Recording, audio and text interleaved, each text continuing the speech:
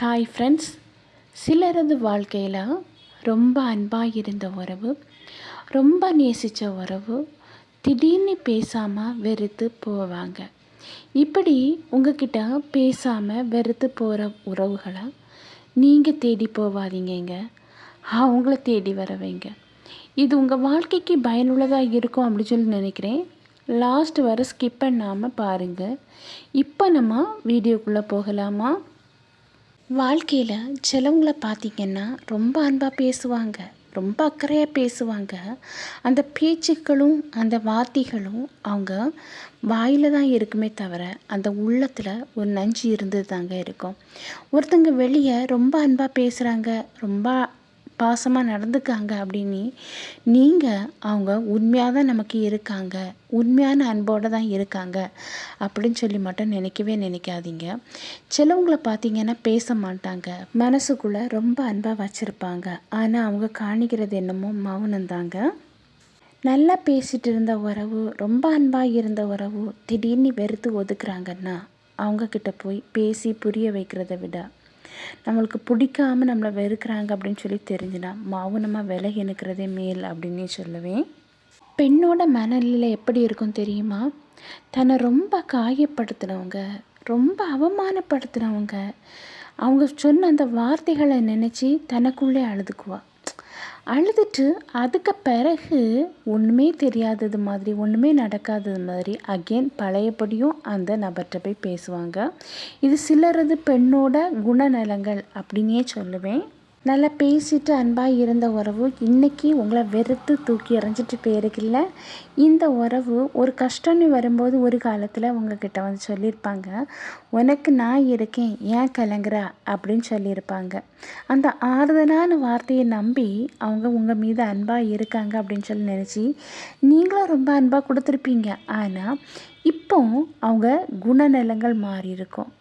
உங்களுக்கு ஒரு கஷ்டம்னு வரும்போது யாருக்கோ வந்த மாதிரி ஃபீல் பண்ணுவாங்க. இன்னொன்று, உனக்கு நான் இருக்கேன் அப்படின்னு சொன்ன அந்த வார்த்தைகளில் அது எதுவுமே அவங்க வாயிலேருந்து வராது. இன்றைக்கி உங்ககிட்ட உங்களை பிடிக்காமல் போயிருக்காங்கன்னா எதனால் அப்படின்னு சொல்லி கொஞ்சம் யோசித்து பாருங்கள். ஒரு பொருள் வந்து நம்மக்கிட்ட இருந்து தொலைஞ்சு போச்சுன்னா திருப்பி கிடைக்குங்க. ஆனால் ஒரு அன்பான உறவு நம்மக்கிட்ட இருந்து தொலைஞ்சு போகிறாங்கன்னா நம்ம நடத்தை மூலமாகவோ நம்மளுடைய வார்த்தைகள் மூலமாகவோ காயப்பட்டு நம்மளை விட்டு அவங்க கடந்து போயிட்டாங்கன்னா போதும், இவங்க கூட பேசினது போதும், பழகினது போதும், என்றைக்குமே இவங்க நம்மளை புரிஞ்சிக்க மாட்டாங்க அப்படின்னு சொல்லி நினச்சி உங்களை விட்டு கடந்து போயிட்டாங்கன்னா திருப்பி அந்த உண்மையான உறவு கிடைக்கிறது ரொம்ப ரொம்ப கஷ்டம். அதனால் இருக்கும்போது அவங்கள அலட்சியப்படுத்தாமல் அவங்கக்கிட்ட அன்பாக வாழுங்க. எல்லாருடைய வாழ்க்கையிலையும் ஏதோ ஒரு நபர் தூக்கி எறியவும் முடியாது, வெறுத்து ஒதுக்கவும் முடியாது.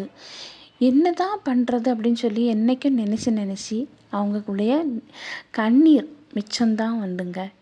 இப்படிப்பட்ட உறவுகள் யாருடைய வாழ்க்கையாவது எந்த ஒரு கஷ்டத்தையும் கொடுக்காம மௌனமாக விலகி போயிருக்கும்.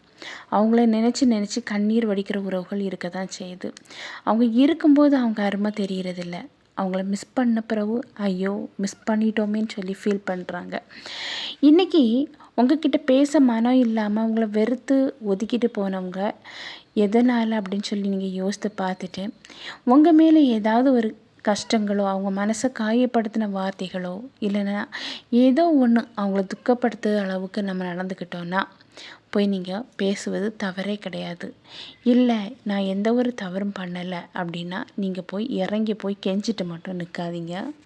ஒரு விதை இருக்குன்னு வைங்களேன், அந்த விதையை நம்ம விதைக்கிறோம், அது மரமாக வெளியே வளர்ந்து வருது. அது நம்ம விதைச்ச விதைப்புக்கு நல்ல விதைனா நல்ல ஃப்ரூட்ஸு பழங்கள்லாம் கிடைக்கும். அதே போல் தான் நம்ம வாழ்க்கையில் நடக்கிற வினை, அதாவது நம்ம ஒருத்தங்களுக்கு செய்கிற செயல். நம்ம நல்லது செய்தோன்னா நம்ம வாழ்க்கையில் நல்லது கிடைக்குங்க. நம்ம அடுத்தவங்களுக்கு கெட்டது நம்ம நினச்சி கெட்டதே அடுத்தவங்களுக்கு நம்ம செய்துட்டு இருந்தோன்னா கண்டிப்பாக நம்ம வாழ்க்கையில் கெட்டது வந்து சேரும். இது காலம். இந்த காலம் வந்து கரெக்டான நேரத்தில் கரெக்டான டைமில் கரெக்டானதை செய்யும். கூடுமளவும் அடுத்தவங்களுக்கு நன்மை செய்து வாழ கற்றுக்கணும். வாழ்க்கையில் ஒருத்தங்க உங்களை வெறுக்கிறாங்கன்னா அவங்கள போய் தேடி நிற்காதீங்க. ஆனால் உங்களை ஒருத்தங்க விரும்புகிறாங்கன்னா அவங்கள எக்காரணத்துலேயும் எந்த சூழ்நிலையிலையும் விட்டு மட்டும் கொடுத்துறாதீங்க. வாழ்க்கையை ஒரு ரோஜா செடிக்கு ஒப்பிடுவேங்கங்க. எப்படின்னு பார்க்குறீங்களா? ஒரு ரோஜா செடியில் பூக்களும் இருக்கும், முள்ளும் இருக்கும். இப்போது முள்ளை கண்டு நம்ம பயந்துடக்கூடாதுங்க. அதே போல் மலரை கண்டு மயங்கி போயிடக்கூடாது. முள்ளுங்கிறது வாழ்க்கையில் இருக்கிற பிரச்சனைகள், கவலைகள், துன்பங்கள் மாதிரி. அதை பார்த்து நீங்கள் பயப்பட்டுறாதீங்க. மலருங்கிறது அழகு, சந்தோஷம், நிம்மதி. அதை பார்த்து மயங்கியும் போயிடாதீங்க. ஏன்னா இந்த ரோஸ் வாடின பிறகு அதனுடைய அழகு இழந்து போயிடுது. மனம் கொஞ்ச நாள் இருக்கும், அதுக்கப்புறம் மறந்து போயிடுது, காணாமல் போயிடுது. அப்போது வாழ்க்கையில் இருக்கிற அந்த அழகுங்கிறது ஒரு குறிப்பிட்ட வயசுக்கு பிறகு அழிஞ்சு போயிடுது. அழகுக்கு முக்கியத்துவம் கொடுத்து பல உண்மையான உள்ளங்களை சிதைச்சி வாழ்க்கையில் பல பேர் தவறுகளை செய்கிறாங்க. இந்த அழகுங்கிறது நிரந்தராற்றுது. இதை முதல்ல புரிஞ்சுக்குங்க. அதனால் உண்மையான அன்பு வச்சுருக்கவங்கள உதாசீனப்படுத்தாதீங்க. வாழ்க்கையில் உங்களை வெறுத்து போகிறாங்கன்னா, நீங்கள் ஏதாவது அலட்சியப்படுத்தியிருந்தீங்கன்னா இனியாவது அவங்களோட உண்மையான அன்பை புரிஞ்சு மதித்து நடத்துக்குங்க. இல்லை நீங்கள் அன்பு வச்சு தான் அந்த உறவு உங்களை விட்டு வேண்டாம் அப்படின்னு சொல்லி கடந்து போயிருக்குன்னா தவறு உங்கள் மேலே இல்லைங்க, அவங்க மேலே. அதுக்காக அவங்க உங்களை விட்டு வெறுத்து போயிட்டாங்களே அப்படின்னு சொல்லி மட்டும் ஃபீல் பண்ணாதீங்க. ஏன்னா உங்கள் உண்மையான அன்புக்கு அவங்க தகுதி இல்லை அப்படின்னு சொல்லி நினைங்க. உண்மையான அன்புக்கு தகுதி இல்லாதவங்க தான் உங்களை விட்டு பிரிஞ்சு போயிருக்காங்க. இழப்பு அவங்களுக்கு தான். ஏன்னா உங்கள் மதிப்பு அவங்களுக்கு தெரியலை. இதை முதல்ல புரிஞ்சுக்குங்க.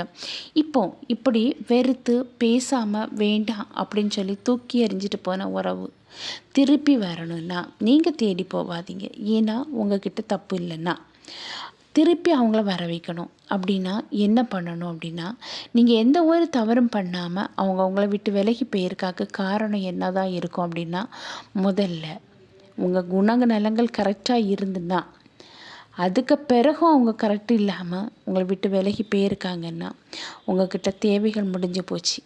அந்த தேவை என்ன அப்படின்னு சொல்லி நீங்கள் யோசிங்க. ஒருவேளை அது பொருள் தேவையாக இருக்கலாம், பண தேவையாக இருக்கலாம், ஏதோ ஒன்று. எந்த தேவை அவங்களுக்கு நிறைவேறலை அப்படின்னு சொல்லி போனாங்களோ அந்த தேவைகளை நிறைவேற்ற அளவுக்கு நீங்கள் உயர்ந்த நிலைமைக்கு வரணும்.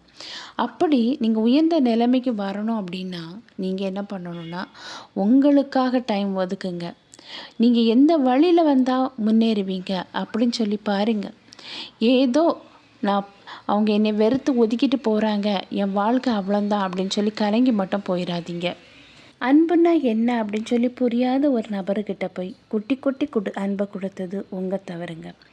அன்பு என்ன அப்படின்னு தெரிஞ்சால் அன்பை நேசிக்கிற உண்மையான ஒருத்தங்க கிட்ட உங்கள் அன்பு போய் சேர்ந்தா இன்றைக்கி ரொம்ப நீங்கள் நல்லா இருந்திருப்பீங்க இப்படின்னு சொல்லி யோசிங்க. உங்களுக்காக அவங்க இல்லையா அப்படின்னு சொல்லி ஒரு நாள் ஃபீல் பண்ணாதீங்க. உங்களை விட்டுட்டு ஒரு உறவு போச்சுன்னா கண்டிப்பாக அதை விட பெஸ்ட்டான ஒரு உறவு உங்களை நாடி வரும். அது நீங்கள் அதாவது அவங்களுக்கு நீங்கள் உண்மையாக இருந்து அவங்க உங்களுக்கு போலியாக இருந்து உங்களை விட்டுட்டு போனாங்கன்னா. அதனால் இந்த உலகத்தில் எதுவுமே நிரந்தரம் இல்லை. இதை முதல்ல புரிஞ்சுக்குங்க. ஆனாலும் நல்லா பேசிகிட்டு இருந்த உறவு இன்றைக்கி விட்டுட்டு போயிருக்கு, எப்படியாவது அது திரும்ப வரணும் அப்படிங்கிற ஒரு ஏக்கம் இருக்கும் இல்லையா? அப்படி அந்த உறவு தேடி திரும்ப வரணும்னா கண்டிப்பாக நீங்கள் வாழ்க்கையில் முன்னேறணும். அவங்கள விட எந்த உறவு உங்களை வேண்டாம் அப்படின்னு சொல்லி வெறுத்துட்டு போச்சோ அந்த உறவை விட வாழ்க்கையில் நீங்கள் முன்னேறி காணிக்கணும். இன்னொன்று, அவங்க இல்லாமையும் நீங்கள் சந்தோஷமாக வாழ்வீங்க அப்படிங்கிற எண்ணங்கள் அவங்களுக்கு தெரிய வரணும். நீங்கள் உடஞ்சி போய் இருக்கிறதுனாலையோ நீங்கள் அழுது புலம்புறதுனாலையோ இங்கே எதுவுமே நடக்க போகிறதில்ல. உங்கள் வாழ்க்கை தான் சீரழியும். அதனால் உங்கள் வாழ்க்கையில் முழு கவனத்தை செலுத்தி எந்த உறவு உங்களை வெறுத்துட்டு போச்சோ, எந்த உறவு உங்களை தூக்கி வீசிட்டு போச்சோ அந்த உறவு கண் காணும்படி வாழ்க்கையில் அவங்கள விட உயர்ந்த நிலைமையில் வாழ்ந்து காணிங்க. கண்டிப்பாக அந்த உறவு ஐயோ இவங்களை மிஸ் பண்ணிட்டோமேன்னு சொல்லி ஃபீல் பண்ணும்.